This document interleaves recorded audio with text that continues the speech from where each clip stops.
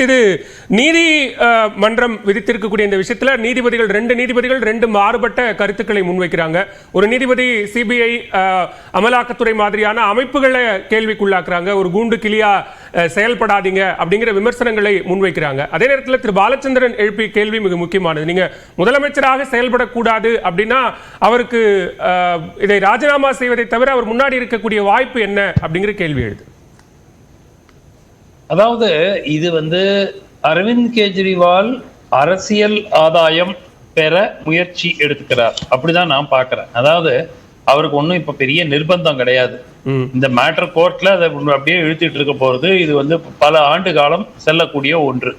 இப்ப நாளைக்கே இந்த ட்ரையல் நடந்து முடிந்து அவருக்கு ஒரு நிரபராதி என்றோ குற்றவாளி என்றோ ஒரு ஜட்ஜ்மெண்ட் வரப்போறது இல்லை. அது பாட்டுக்கு இருக்கா, வந்தாலும் அதுக்கப்புறம் அப்பீல் இருக்கு, அதுக்கப்புறம் அப்பீல் இருக்கு, எல்லாம் இருக்கு. சோ இது சமீபத்தில் கைது செய்யப்பட்டது அநீதி என்று ஓரளவுக்கு மக்கள் நினைக்கிறார்கள்.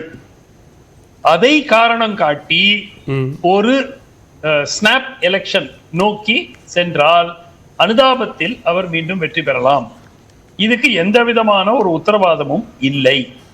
ஏன்னா இந்த பாராளுமன்ற தேர்தலில் காங்கிரசும் ஆம் ஆத்மி கட்சியும் ஒருங்கிணைந்து போட்டியிட்டே மிகப்பெரிய தோல்வியை சந்தித்தார்கள். அப்கோர்ஸ் பாராளுமன்ற தேர்தல் வேற. மக்கள் பல முறை டெல்லியில பாராளுமன்ற தேர்தலில் பாஜகவுக்கும் சட்டப்பேரவை தேர்தலில் ஆம் ஆத்மி கட்சிக்கும் வாக்களித்திருக்கிறார்கள். ஆனால் அதே போன்று இவர் என்ன நினைக்கிறார் என்றால், இப்போ இன்னொரு விஷயம், இவர் ஸ்னாப் எலெக்ஷன் கால் பண்றது இவர் கையில கிடையாது. அது பாஜக கண்ட்ரோல்ல இருக்கக்கூடிய தேர்தல் ஆணையத்துல தான் அந்த முடிவு இருக்கிறது. ஒருவேளை இவர் கலைச்சிட்டாருன்னு வைங்க, இப்ப கலைக்கிறத பத்தி பேசல, வேறு ஒருத்தர் முதலமைச்சராக நியமிக்கப்படுவாரு, நான் மக்களுக்கு போவேன் அப்படிங்கறதா சொல்றாரே தவிர, நான் நாளைக்கே நாளை மறுநாள் 48 மணி நேரம் கழிச்சு சட்டப்பேரவை கலைக்கப்படும் என்று கூறவில்லை.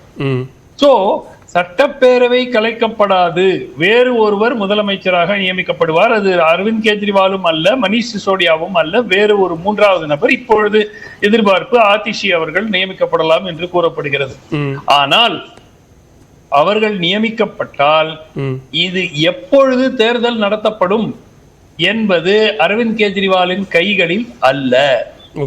அவர் என்ன நினைக்கிறாரு, பிஜேபி பெரும் அளவுல ஹரியானாவில் தோல்வியை சந்திக்கக்கூடிய நிலைமையில் இருக்கிறது, மகாராஷ்டிராவில் தோல்வியை சந்திக்கக்கூடியது, ஜம்மு காஷ்மீர்லயும் தோல்வியை சந்திக்கக்கூடியது. இந்த 4 இடங்கள், ஜார்க்கண்ட் 4வது இடம், ஜார்க்கண்டை தவிர மற்ற 3 மாநிலங்களில் கிட்டத்தட்ட தோல்வி உறுதி. அது மிகப்பெரிய தோல்வியா சாதாரண தோல்வியாங்கிறது விவாதம். பட் அந்த மாதிரி ஒரு சூழல்ல நாம ஆன்டி பிஜேபி சென்டிமெண்ட் வளர்ந்திருக்கிறது. இதை நாம் பயன்படுத்தி கொண்டு நாம் மீண்டும் இது ஒரு விண்டிகேஷனும் ஆயிடும். இல்ல இந்த ஒரு ராஜினாமா முடிவு அந்த 4 மாநிலங்களிலும் எதிரொலிக்கும்ங்கறீங்களா? இல்ல, இந்த ராஜினாமா முடிவு எதிரொலிக்கும் நான் சொல்லல. அவர் ஜெனரல் ஆன்டி பிஜேபி சென்டிமெண்ட் அவர் பயன்படுத்திக்க பாக்குறாரு. இப்ப பிஜேபி 4 மாநிலத்திலும் தோல்வி அடைந்ததுன்னு வைங்க.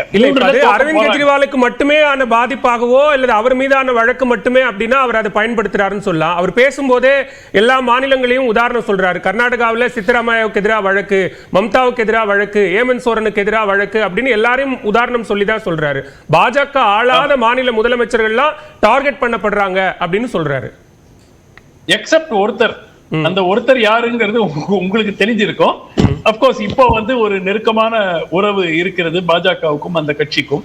பட் நீங்க பாத்தீங்கன்னா மற்ற எல்லா எதிர்கட்சி ஆட்சி செய்யும் மாநிலங்களிலும் அந்த முதலமைச்சர்கள் மீது அழுத்தம் பெரும் அளவுல இருக்கு.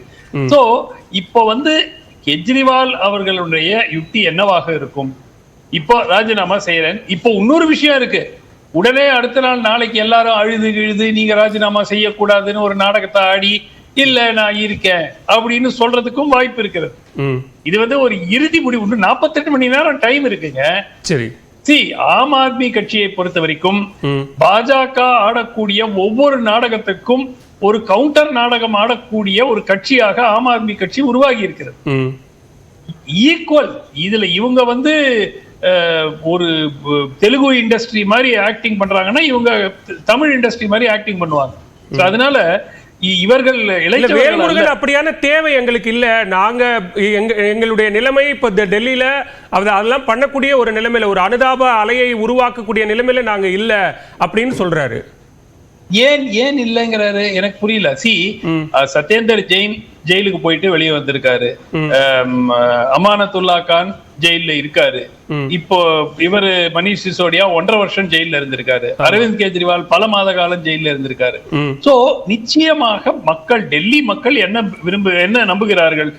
பழிவாங்கப்படுகிறார்கள், பாஜகவினால் இவர்கள் பழிவாங்கப்படுகிறார்கள் என்று டெல்லி மக்கள் உறுதியாக நம்புகிறார்கள்.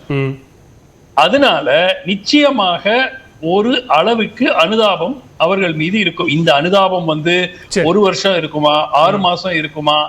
ஒருவேளை தேர்தல் ஆணையம் பிப்ரவரியில தான் தேர்தல் அறிவிச்சாங்கன்னா 6 மாசம் டைம் இருக்குல்ல. ஒருவேளை இவர் கலைத்தால், அது கலைக்கிறதே இல்லையே, கலைக்க போறாராங்கிறதே நமக்கு தெரியாது. வேறு ஒருத்தர முதலமைச்சரா உட்கார வச்சுக்கிட்டு மக்களிடம் போய் ஒருவேளை இந்த அனுதாபம் இல்ல, பெருமளவுல மக்கள் கோபத்துலதான் இருக்காங்க, அவர்களுடைய அடிப்படை இல்ல.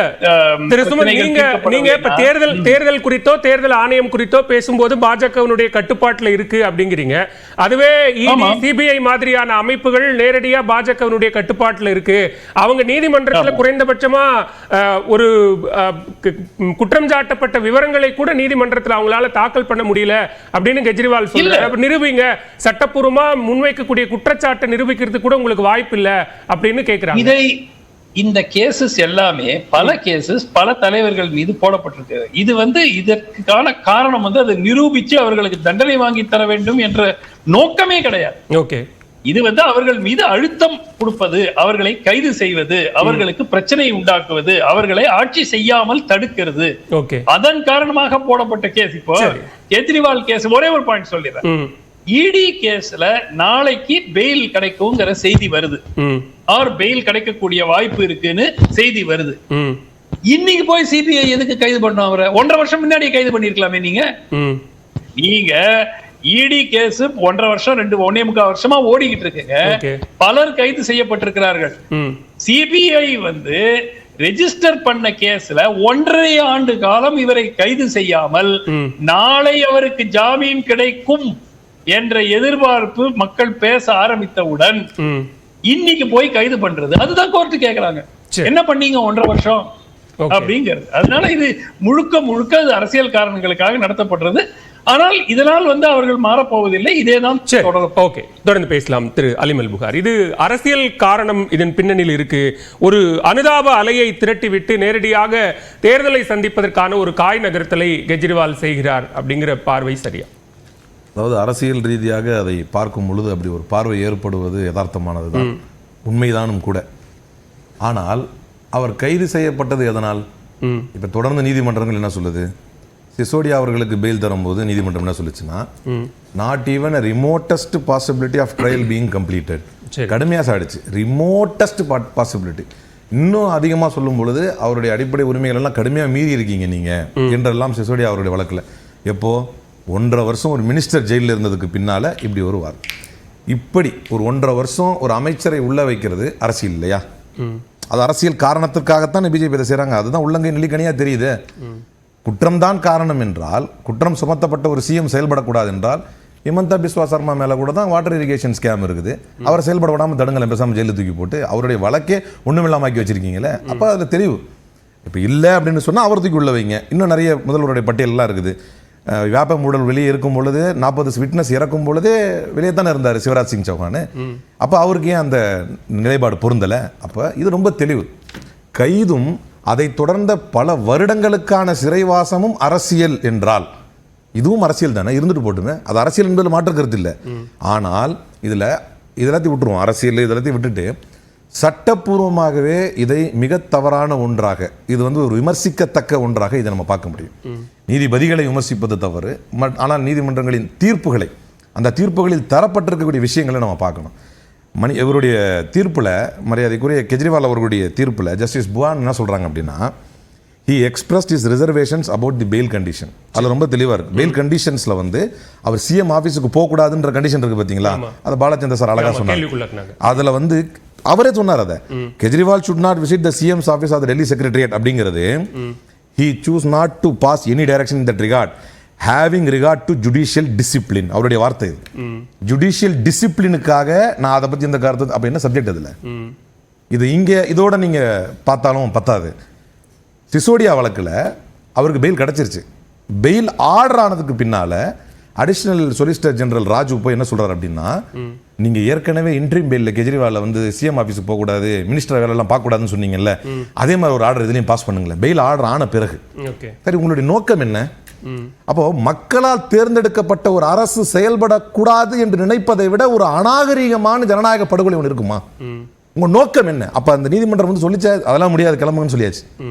பெயில் ஆர்டர் ஆன பிறகு, பெயிலே ஆர்டர் ஆயிடுச்சு, அதற்கு பின்னால் வந்து அவர் வந்து மினிஸ்டர் ஆபீஸ் போக கூடாதுன்னு கெஜ்ரிவால் கொடுத்தீங்களே, அப்போது விவாதிக்கப்பட்ட விஷயங்கள் என்ன? அதுதான் மீண்டும் கேள்விக்குள்ளாக்குனாங்க. ஒருவேளை நீங்க நவம்பர் மாசம் மகாராஷ்டிராவோட தேர்தலை சந்திக்கணுங்கிறீங்க, தேர்தல் நடக்குது, சரி தேர்தலில் வெற்றி பெற்றீங்க, அப்ப அந்த கேஸ் முடிஞ்சு போயிருமா? அப்ப மறுபடியும் நீங்க நீதிமன்றத்துக்கு போகணும்னோ அல்லது நீதிமன்றம் விதித்த அந்த விதிமுறைகள் செயல்பாட்டு அளவில் இருக்கு அப்படின்னா நீங்க எப்படி முதலமைச்சர் ஆக முடியும், நீங்க எப்படி கையெழுத்து போட முடியுங்கிற கேள்வி வருதுல, அதுதானே கேட்டாங்க. அதுக்கு தான் நான் ஒரு கரெக்டான ஒரு பதில் சொல்றேன். என்னை பொறுத்தவரை இதை விட்டுருங்க, சட்ட அரசியலை விட்டுருங்க, சட்ட விஷயங்களை விட்டுருங்க. நீங்க அந்த இடத்துல இருக்கிறதா நினைச்சுக்கீங்க ஒரு தனி நபரா, எப்படிதான் நீங்க எதிர்வினை ஆற்ற முடியும்? இது எவ்வளவு பெரிய grave violation of personal liberty தெரியுமாங்க? இது எவ்வளவு சட்ட விதிமீறல் தெரியுமா? ஒரு சிஎம் செயல்பட விடக்கூடாது என்று சொல்ல, இங்க நீதிபதியுடைய வார்த்தைகள் மூலமா தான் நான் இதே இவ்வளவு பெரிய அரங்கத்தை நான் சொல்ல விரும்புறேன். எனக்கு அது ரிசர்வேஷன் இருக்குங்கிறார் நீதிபதி.